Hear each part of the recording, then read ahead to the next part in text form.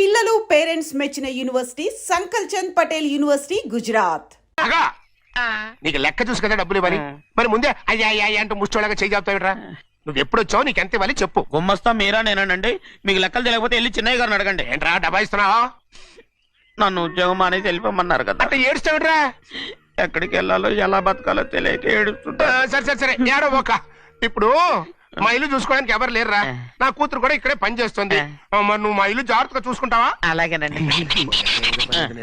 ఈ ఉద్యోగం పర్మనెంట్ కదండి? అది నీ నరకం మీద ఆధారపడి ఉంటుంది. అంతే కదా, తప్పకండి.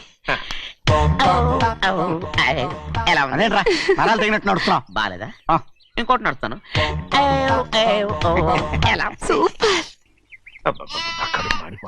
ఏంటి నాన్న బాగా ఆకలాతుందా? అవునమ్మా, ఇడ్లీ దమ్మని ఆ బస్సు గాని పంపించి 2 గంటలైంది. అప్పటికి ఆలస్యం అవుతామని నా బండి కూడా ఇచ్చి పంపించా. వచ్చేసా. సంతోషించాం. ఏంట్రా ఇంత ఆలస్యంగా చచ్చావు? మరి దీన్ని నడిపించకరావద్దేంటి? అదే నేనైతే లగెత్తుకెళ్ళి లగెత్తుకు వచ్చేసేవాడిని. అంటే ఈ బండి నడపడం నీ చేత కదా, మరి ఎందుకు చేసుకెళ్ళట్టు? ఏమో మీరు తీసుకెళ్ళమన్నారు, కర్మ తీసుకెళ్ళాను. కర్మ. సర్లే ఆకలి చచ్చట్టుగా ఉన్నా. ఇడ్లీలు ఎక్కడా? అదిగో మూటలో వచ్చేస్తున్నాయి. నోట్లో ఇడ్లీలు రావటం ఏంట్రా? రే ఈయన నంబర్లే గానీ మూట దింపి ఇప్పి చూపించండి. అట్టగానండి. ఇన్ని ఇడ్లీలు తెచ్చావిడ్రా? మరి 494 రూపాయలకు ఆ మాత్రం ఇడ్లీలు రావేంటి? 494 రూపాయలకి ఇడ్లీలా? మరి అదే చెప్పడమే చెప్పేస్తారు, ఆ తర్వాత మర్చిపోతారు. మనీ నాగమణి. నాగమండి ఏంటండి? ఏంటంట? అప్పుడు మీ నాన్న నాతో ఏం చెప్పాడు? ఉండండి ఆలోచించుకుని చెప్తాను. ఏంటమ్మా ఫ్లాష్ బ్యాక్ వెళ్తున్నావా? అవును. బాబా ఆకలేస్తుందిరా. ఆ రామస్వామి హోటల్కి వెళ్ళి కాస్త తెచ్చిపెట్టు. నాకు కూడా ఆకలిస్తుందండి. నువ్వేదైనా తిని నాకు మాత్రం ఒట్టి ఇడ్లీ పడరా. ఇదిగో ఈ నోటు ఎంతో తెలుసా? నేనేమన్నా తెలివి తక్కువ అనుకున్నారా? 500 నోటు. అబ్బో నువ్వే దీన్ని అచ్చుకుతున్నట్టుగా మాట్లాడుతున్నావే. చాలా ఆకలేస్తున్నాయి, బండేసుకెళ్ళి తొందర తీసినప్ప. ఇదండి జరిగింది. చిల్లర లేదు కదా అని 500 రూపాయలు నోటు ఇచ్చి పంపిస్తే మొత్తం ఇడ్లీలు పట్టుకొస్తా ఉంటా. నీ నోట్స్ చెప్పు. వద్దు నాన్న, కొట్టకు నాన్న. ఆకలేసేస్తుందమ్మా. చట్నీ సాంబార్ ఇదిరా? ఇచ్చాడండి. ఇది నేనే వద్దన్నానండి. ఎందుకని? మరి అదే మళ్ళీ మర్చిపోయారు. నాగమణి మీ నాన్న నాతో ఏం చెప్పాడు? అయ్యో అయ్యో చట్నీ సాంబార్లని ఎన్నిసార్లు ఫ్లాష్ బ్యాక్ వెళ్తారా? ఏదైనా తిని నాకు మాత్రం ఉట్టి ఇడ్లీ పడరా. ఇదిగో ఆయనకు అర్థమయ్యట్టు మళ్ళీ చెప్పు. నాకు మాత్రం ఒట్టి ఇడ్లీ పడరా. అయ్యో నువ్వు నాకు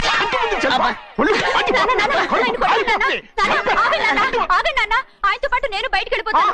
ఎందుకంటే ఆయన నేను మీ దిక్కుమాల ప్రేమ కథ వినే ఓపిక ఎవ్వరికి లేదమ్మా. అయినా నువ్వు అనేది ఏముందిలే, అతను లేకుండా నేను బతకలేను అంటావు అంతే కదా. అయితే ఒక కండిషన్ రా. ఏంటి? నువ్వు చాలా తెలియగలవాడవని ఈ ప్రపంచానికి, నీ ముఖానికి ప్రపంచం దాకా ఎందుకు గానీ ఈ ఊళ్ళో నిరూపించుకో. నా కూతురు నీకు ఇచ్చి పెళ్లి చేస్తా. వాకే వెరీ వీచి. అయితే నువ్వు ఇంటి నుంచి బయటికి వెళ్ళరా. ఏమైందిరా అంతరాట పరిగెత్తున్నారు? ఉండవా ఏమయ్యా, ఏంటి అంతరాట పరిగెత్తున్నారు? నువ్వు నాకు అగనిస్ట్ పార్టీ, నేను నీకు చచ్చినా చెప్పకూడదు. అయినా వయసులో పెద్దవాడు అడుగుతున్నావు కాబట్టి చెప్తున్నాను. మన బసోడు లేడు, వాడు పండిస్తున్నాడంట. అగా బసోడు ఏంటి, కొండ ఎత్తడం ఏంటి? ఎగతాళిగా ఉందా? నేను ఎగతాళి చేయడం కాదండి, ఊరంతా పరిగెడుతున్నారు. పైగా 10 రూపాయలు టికెట్ అంట. బసోడు కొండ తీసుకెళ్ళి చూపిస్తాను. నా కూతురు రా. ప్రశాంతంగా ఉండండి, ప్రశాంతంగా ఉండండి. ఆంజనేయ స్వామిలకు పండక్కాలి, బాగా ఒళ్ళు పట్టంటారా.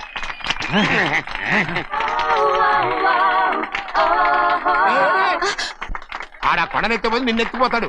ఊరుకోండి కుమస్తా గారు, ఆడికి ఆ కొండనెత్తడం ఈజీ, దీన్ని కష్టం. వయసులో ఉన్న ఆడపిల్లని చూస్తే చాలు తలనేరిసినోడికి కూడా జోకులు వస్తాయి.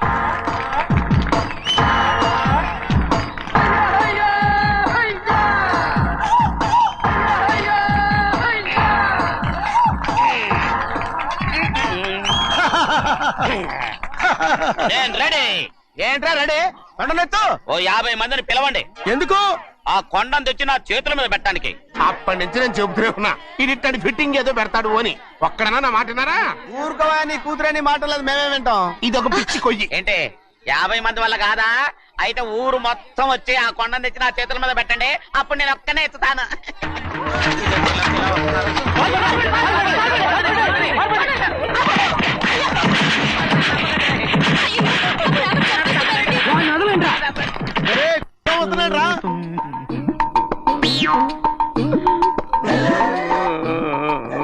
ఎందుకయ్యా ఎందుకయ్యా అమాయకుని పట్టుకుని అందరూ చిత్త కొడుతున్నారు? అమాయకుడా? వీడా? అవును. స్వామి స్వామి మా వారిని రక్షించినందుకు చాలా థ్యాంక్స్ అండి. ఇలారా ఏ స్కూల్లో చదువుతున్నారా? Co education. అదే కరెక్ట్. Correct correct correct. ఇటు ఇటు ఇప్పుడు మాట్లాడు. నీ కూతుర్ని ఇతనికి ఇచ్చి చెయ్యాలి అంటే ఇతను తెలివైన వాడని నిరూపించుకోమన్నారుగా. అవును. ఇప్పుడు నేను చెప్తున్నాను, ఇక్కడున్న మీ అందరికంటే ఇతనే తెలివైన. ఎలాగా? ఆంజనేయుడు తప్ప ఆ కొండను ఎవరైనా ఎత్తగలరా? ఆహా. చేయలేని దాన్ని చేయగలనని చెప్పి మీ అందరిని నమ్మించి ఇక్కడ తీసుకొచ్చాడే, ఇతను తెలివైనడు కదంటారా? ఇది తీవ్రంగా ఆలోచించవలసిన విషయం. కరెక్ట్. ఒక తెలివైన వాడే ఎదుటి వాళ్ళని తెలివి తక్కువ వాళ్ళని చేయగలడు. He's very bright. ఇప్పుడైనా ఒప్పుకుంటారా? ఒప్పుకున్నట్టే గుండె మీద చేసుకున్నాడు కనుక. స్వామీజీ స్వామీజీ మీ ఆశీర్వాదం ఉంటే వచ్చే వారం నేను నీళ్ల మీద నడుస్తాను, ఆపై వచ్చే వారం భూమి మీద ఈదుతాను. అలాగా? ఏది నీళ్ళల్లో నడు చూద్దాం. ఇక్కడ నీళ్లు లేవే. నువ్వు నీళ్ళల్లో నడుస్తావో నేల మీద ఎత్తావో నాకు అనవసరం. నా కూతురుతో నువ్వు సరిగ్గా నడుచుకుంటావా లేదా? స్వామీజీ చెప్తే నడుచుకుంటాను, స్వామిలాగా మాత్రం నడవకు. ఈ జన్మలో చస్తే నీకు పెళ్ళి అవుతుంది. దా, దా. చేతులు కలపచ్చుగా. భజన వాయించండి. వెళ్ళొస్తాను. స్వామీజీ స్వామీజీ స్వామీజీ ఏంట్రా? అది నా పెళ్ళం చెయ్యి. ఓ సారీ, నా చేతి కర్ర అనుకున్నాను. స్వామీజీ అంటే వీడు కర్రను వదిలేసి కన్నీ నెత్తికెళ్తున్నాడు. తాతబ్బాయి గారు, ఈ శుభ సమయంలో మీకు విషయం చెప్పాలండి. మా బుల్లిరాజు గారు పుట్టినప్పుడు నా గురించి డాడీ చెప్పు చెప్పు చెప్పు. మా బుల్లిరాజు గారు పుట్టినప్పుడు మా ఆవిడికి పురుడు పోసిన మంత్రసాని ఈయన్ని చూసి పుట్టింది పంది పిల్లేమో అనుకుని అని అడిచి ముడిచిపోయిందండి. డాడీ ఇప్పుడు అవన్నెందుకు? ఊరుకోవా, మన జీవితాల్లో గొప్ప ఈ చిత్రాలు జరిగినప్పుడు 10 మందికి చెప్పుకోవాలా. ఇప్పుడు మంత్రసాని మూర్చిపోయింది కదండి. ఇకపోతే మా ఆవిడ ఎట్టండి సేపుల్లే నా కొడుకుని కన్నానని బెంగపడి పురిటి స్థానం అవ్వకముందే చచ్చిపోయిందండి. డాడీ నేను నీ కడుపున పుట్టపట్ట కదా నాకు ఈ ఫేస్ వచ్చింది. నేను ఇంకొక నాన్నకు పుట్టిన అందంగా నన్ను పుట్టుండేవాడిని. ఇదిగో చూడు, కాకి పిల్ల కాకి ముద్ర, నీ మొహం ఎప్పుడు నాకు ముద్దొత్తనే ఉంటుందిరా కన్నా. ఇకపోతే మా ఆవిడ చచ్చిపోయింది కదండి. ఈయన్ని ఎత్తుకోవడానికి వచ్చిన పని పిల్లలండి ఈయన చూసి దడుచుకుని పరుగో పారిపోయేవారండి. అసలు ఈడికి ఈ జన్మలో పెళ్ళవుద్దా అని నేను ఏడవని రోజు లేదనుకోండి. అట్లాంటిది మా బుల్లిరాజు గారికి మీ అమ్మాయితో పెళ్లి కుదరటం నిజంగా మా అదృష్టం కదండి. ఎంత మాట, మీలాంటి వారితో వీయమంతరం మా అదృష్టం. అలాగండి, అంత మాట్లాడతారు. పొంతులు గారు మొకరదం పెట్టేయండి. అయ్యా, ఈనాటికి సరిగ్గా 4వ రోజుకు ఓ మంచి దివ్యమైన ముహూర్తం ఉంది. అయితే అదే కాయ చేసేయండి. ఏం డాడీ? అట్లాగే.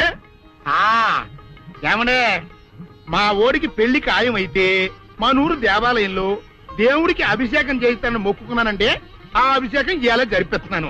మీరందరూ పెళ్లి కూతురు తీసుకుని తప్పకుండా రావాలి. అమ్మో జానకమ్మ, నువ్వు కూడా తప్పకుండా రావాలి. ఎంత మాట? తప్పకుండా వస్తాను. అట్లాగేనమ్మా, వస్తామండి. వస్తానండి. నిజమా? తాంబూలాలు కూడా పుచ్చుకున్నారు. ఏమిటా అనేది? నేను ఆ రోజే చెప్పాను, ఇదంతా బుల్లిరాజు బని కుట్ర అని. అంటే బుల్లిరాజుని పెళ్లి చేసుకుని సౌందర్యం ఒప్పుకుందా? ఒప్పుకుందో, ఒప్పించారు. 4 రోజులు పెళ్లి జరిగిపోతుంది.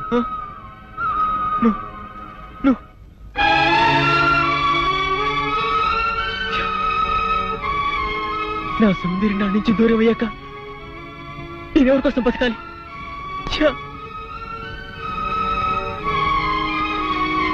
సౌందర్యం నీకు దక్కాలంటే నువ్వు వెంటనే అమ్మాయి మళ్ళీ తాళి కట్టాలి.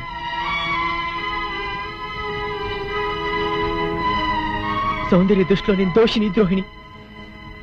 నా చేత తాళి కట్టించుకోవడానికి ఎందుకు ఒప్పుకుంటుందిరా? ఒప్పుకోపోయినా ఆనందం సరే తాళి కట్టేది. లేకపోతే రేపు నిర్దోషం నిరూపించి పారినా అప్పటికి సౌందర్యకి బుల్లిరాజుతో పెళ్ళైపోతుంది గనక సౌందర్య అంత పశ్చాత్తాపడినా నువ్వు ఎంత ఏడ్చినా ఏమి ప్రయోజనం ఉండదు. అవును రామా, వీడు చెప్పింది కరెక్ట్. నువ్వు ఇంకేం ఆలోచించుకో, పదా. మామా, పెద్దరాజు ఇప్పుడు గుళ్ళు అభిషేకం చేస్తున్నాడు. సౌందర్యం కూడా అక్కడే ఉంది. ఇదే మంచి అవకాశం. గుళ్ళు అందరి ముందు తాళి కట్టే. నీ వెనక మేము అందరం ఉన్నాం. ఏం జరిగినా చూసుకుంటాను, నువ్వు పదరా.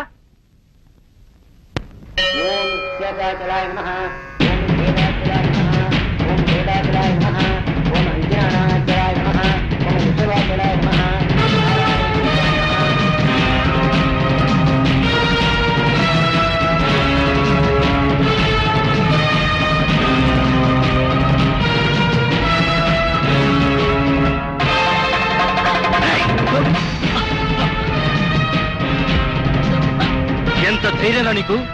పెద్దిరాజు గారి కాబోయే కోడల మెళ్ళలో తాళి కట్టాలని ప్రయత్నిస్తావా? నువ్వు మా ఇంటికి వచ్చిన రోజునే ముక్కలు ముక్కలుగా నరికైపోవటం నేను చేసిన తప్పురా. నీ రక్తం కళ్ళ చూస్తా. నా కూతురు పెళ్లి పెళ్ళకి ఎక్కక ముందే నిన్ను పాడి విప్పుతానురా. ఏయ్, పవిత్రమైన దేవాలయంలో రక్తపాతం జరగడం నాకు ఇష్టం లేదు. వీడిని ఊరి బయట తీసుకెళ్లి ముక్కలు ముక్కలుగా నరిగిపారేయండి. తీసుకెళ్ళండి. వీళ్ళు చంపొద్దు. ఊళ్ళో పీనుగులేస్తే మధ్యలో నా పెళ్లి ఆగిపోద్ది. సౌందర్యత నా సాగునం అయ్యాక అప్పుడు చంపండి. సౌందర్య నువ్వు పెళ్లి చేసుకోండి. కుట్రపడి నా నుంచి దూరం చేస్తావా? మధ్యలో నేనేం చేస్తాను రా? ఈ చేతులు తావు రాళ్ళు వదులుతాడు. ఒరేయ్, సౌందర్య నాది, నా ప్రాణం. నువ్వు పండిన పన్నాగం వల్ల నా మీద అనుమానం ద్వేషంతో నిన్ను పెళ్లి చేసుకోవడానికి ఒప్పుకుంది కానీ నీ మీద ప్రేమతో కాదు. సౌందర్య నీ పెళ్లి చేసుకునే ఆలోచన మానుకో, లేకపోతే నా చేతులు చేస్తావు. పెద్దిరాజు గారు, ఇక్కడ ఇంత ఘోరం జరుగుతుంటే చూస్తూ ఊరుకుంటారేంటండి? ఇవాళ ఇంత పని చేసిన వాడు రేపు పెళ్లిలో ఎంత అఘాయిత్యం చేయడానికైనా వెనకాడ్డు. వీడి ఊళ్ళో ఉంటే నా మనవరాలి పెళ్లి జరగనివ్వడు. అయితే ఓ పని చేస్తానమ్మా, ఈ పెళ్లి జరిగేంత వరకు ఈ కుర్రాన్ని ఈ ఊరి నుంచి బహిష్కరిస్తున్నాను. పెళ్లి అయ్యే లోపు ఈ ఊళ్ళో అడుగు పెట్టావా నేనేం చేస్తానో నాకే తెలియదు. తిరుగుబడరా. పులిరాజు, మళ్ళీ చెప్తాను, నా సౌందర్యం మెళ్ళో తాళి కట్టడానికి ప్రయత్నించావు, ఈ చేతులు నరికేస్తాను, ఇది ముక్కలు ముక్కలు చేస్తాను. పులిరాజు,